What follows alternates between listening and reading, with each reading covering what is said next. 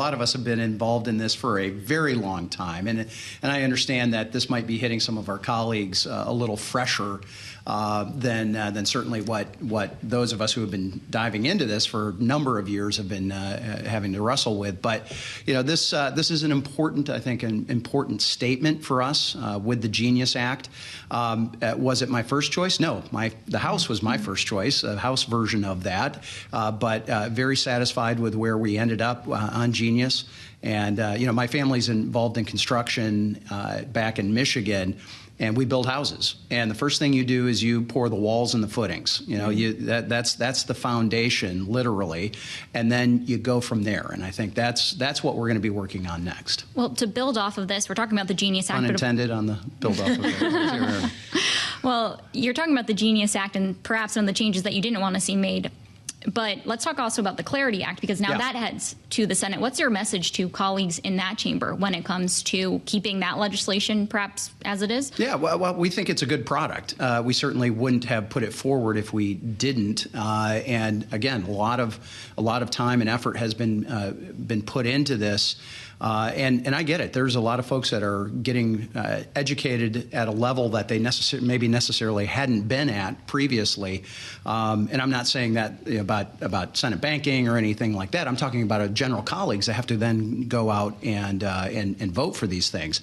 But we think it's a very good, solid product that Chairman Hill and Stile and a number of us and others, Barr, that have been working on this, Warren Davidson. These are folks that have been really doing the heavy lifting over a number of years. And then obviously over on the Senate side, we have colleagues that have done that as well. And so hopefully we're going to be able to come together. I hope that they lightly edit the House version of that. But it is essential, though, that we not stop. And it's key that we keep moving forward with this because we have to add the infrastructure, the plumbing on all of this.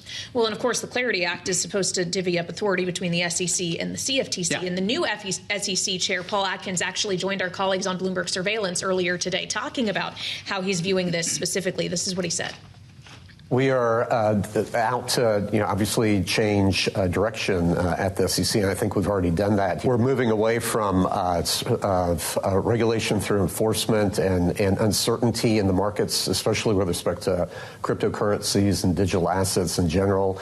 And we're looking to set firm, clear rules of the road for people who are operating in that environment. I wonder about the sense of urgency here, knowing that the SEC now is far less adversarial, shall we say, to this industry. Is there as much urgency in trying to make sure that the CFTC gets more authority over these assets? Well, look, you got to go back and look at what had happened previously under Gary Gensler, right? And of course, when he was head of the CFTC, everything was a commodity. And when he became head of the SEC, everything magically became a security. And the simple truth is that these things are not either fish or fowl. I always say it's a platypus. It's got characteristics of both in many ways. And it's up to Paul Atkins, as well as the legislation that we're passing, to compel them to come up with what those rules of the road are. And what we saw in the last administration was basically Chair Gensler just making it up as he was going along. And that's not acceptable because it doesn't give predictability. It doesn't give surety of a direction. And I've got great confidence in Paul Atkins and in what he's going to be doing on that. But again, we can't just sit back and say, okay, we declare victory. We don't have to do anything more. This is really just that first step. I want to drill down a little bit on the bill that we're seeing signed into law today. When it comes to the Genius Act, stablecoins, we have this great story out on the terminal today from actually our colleagues at Bloomberg Government that says that everyone's going to rush to register. But the thing is, when it comes to the OCC, the comptroller of the currency, where everyone's going to be going, they're facing actually a shrinking workforce. There are Doge cuts that have hit the agency. Do you think that there is bandwidth among our regulators to meet what is expected to be this surge in demand? Yeah, in general, I do. I think that the regulators have to make sure they are prioritizing what their actions are as well. That would be the argument many of us have had over the last 4 years. We've wandered far afield from where those regulators should be. And they were into whether it was ESG and into all kinds of other things that were not necessarily about materiality. They weren't necessarily about safety and soundness and consumer protection.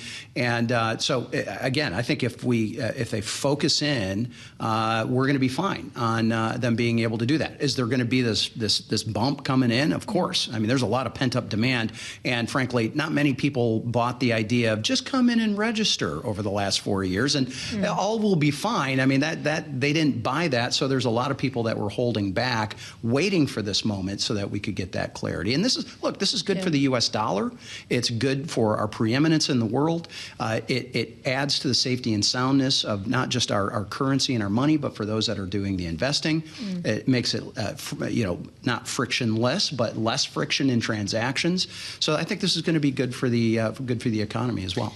Well, when we consider the safety and soundness and the credibility of the U.S. economy, monetary policy and its credibility also plays a role there. And I ask you this as the vice chair of the House Financial Services Committee. It's one thing for President Trump to suggest he'd like to see lower interest rates. It's another for administration officials to actively be pushing for the chair of the Federal Reserve to resign, suggesting he should be investigated for fraud. Do you see risk here of doing what could be permanent damage to the Fed's independence and therefore credibility by extension? I believe in an independent Fed that is important now. As Chair Hill yesterday, when he was asked about this in a press conference, started None of going. You can avoid it, can you? But he started going through the litany of what was going on with LBJ and with Richard Nixon and Ronald Reagan and others.